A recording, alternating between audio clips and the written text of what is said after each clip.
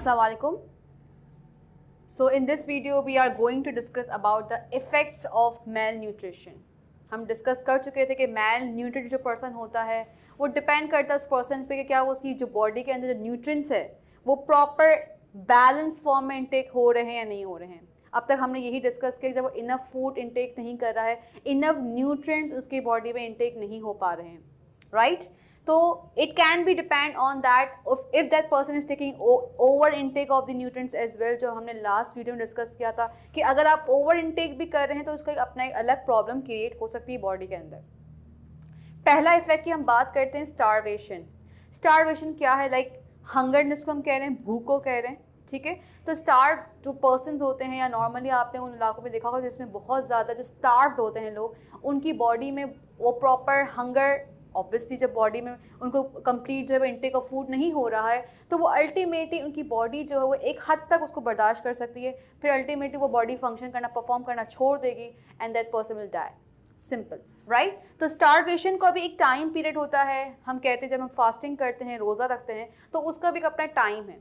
तो इतने टाइम तक बॉडी बर्दाश्त कर सकती है, स्टार्व रह सकती है. फिर जब वो प्रोलॉन्ग हो जाता है स्टेज तो बॉडी भी फिर अपना फंक्शन करना, परफॉर्म करना छोड़ देती है, न्यूट्रिएंट्स डेफिशिएंट हो जाते हैं और एक वक्त आकर वो बॉडी जो है वो कह देती है कि अब मैं अपना ज़्यादा जो है वो फंक्शन जो परफॉर्म नहीं कर सकती हूँ. तो आप कह सकते हैं कि स्टार्व रहना भी एक अलग बहुत प्रोलॉन्ग पीरियड तक भी एक नुकसान है, राइट? और अगर आप स्टार्व रह रहे हैं तो इससे पहले आपका अच्छा इंटेक ऑफ फूड होना भी ज़रूरी है. सेकेंड हम बात कर लेते हैं इफेक्ट ऑफ मैल न्यूट्रिशन की, that is a heart disease. उसमें क्या हो रहा होता है कि हार्ट डिजीज़ ऑब्वियसली हम कहते हैं जब हार्ट डिसऑर्डर्स या कार्डियोवैस्कुलर डिसऑर्डर्स की हम बात करते हैं, यानी हार्ट में जो ऐसी कोई चीज़ जो है एक्यूमुलेट हो गई है जो ये डिसऑर्डर कॉज कर रही है, या अगर आपने ओवर इनटेक ऑफ फूड नहीं भी किया है तो अल्टीमेटली क्या होगा, या आपने जो आपका जो न्यूट्रिएंट्स है वो सफिशिएंट नहीं है, इनसफिशिएंट अमाउंट ऑफ न्यूट्रिएंट्स है, तो भी हार्ट डिजीज़ हो सकती हैं. किस तरह होंगी? जो ये न्यूट्रिएंट्स है वो हमारी बॉडी में सप्लाई होकर एनर्जी प्रोवाइड कर रहे हैं, और जब when they are giving energy to our body so it will ultimately gives energy to each of the organs of our body to perform the function efficiently, right? तो heart का भी यही problem है कि हार्ट को proper nourishment नहीं मिली. Like heart में जो हमने कहा था आर्टरी प्रेजेंट होती है नोन एज कोरोनरी आर्टरी. तो this coronary artery supply the nourishment to the heart. तो अगर आपका इंटेक ऑफ न्यूट्रिएंट्स ही अच्छा नहीं है तो किस तरह से वो हार्ट को न्यूट्रिएंट्स नरिशमेंट प्रोवाइड करेगा? सेम इज़ द केस कि अगर आपने ज़्यादा इंटेक ऑफ द फूड ले लिया है तो फैट्स का ज़्यादा इंटेक हो गया है तो अल्टीमेटली ब्लड वेसल्स में वो एक्यूमुलेट होकर उसकी वेन्स को, उसकी आर्टरीज़ को ब्लॉक कर देगा और फिर वहाँ से ब्लड की सप्लाई बहुत ज़्यादा हिंडर होगी और वो ब्लड को सप्लाई फ्लोली ईजिली प्रॉपरली वो वहाँ से फंक्शन नहीं करने देगा. तो ये अगेन एक दोनों आस्पेक्ट से हम बात करें कि हमने ज़्यादा इंटेक किया तो भी एक अलग प्रॉब्लम है, और अगर हम कम इंटेक कर रहे हैं तो भी हार्ट पे इफेक्ट ज़रूर आएगा. Third one is the constipation. क्या हो रहा है कॉन्स्टिपेशन में? हमने जब बात की थी डाइटरी फाइबर्स की, तब हमने वहाँ पर कॉन्स्टिपेशन को डिटेल में डिस्कस भी किया था.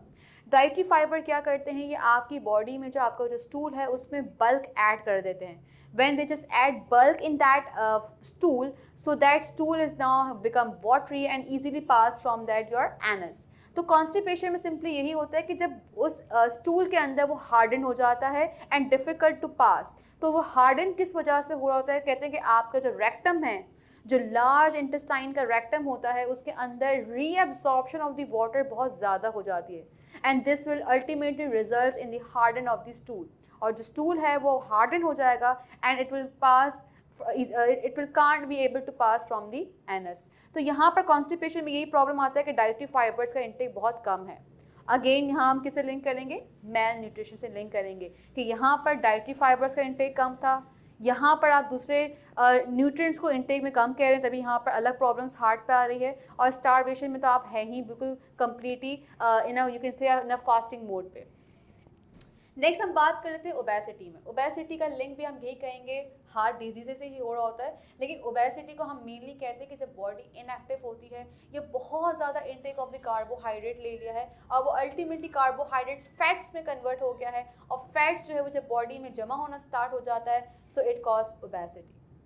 सो यहाँ पर these were 4 of the effects of the malnutrition कि जब आपने न्यूट्रिएंट्स को इंटेक किया या ज़्यादा ले लिया है तो what will happen to that on that stage, that is starvation, heart disease, constipation and obesity. I hope that you have understand all these four effects of the malnutrition. Stay with me. Thank you so much. Allah Hafiz.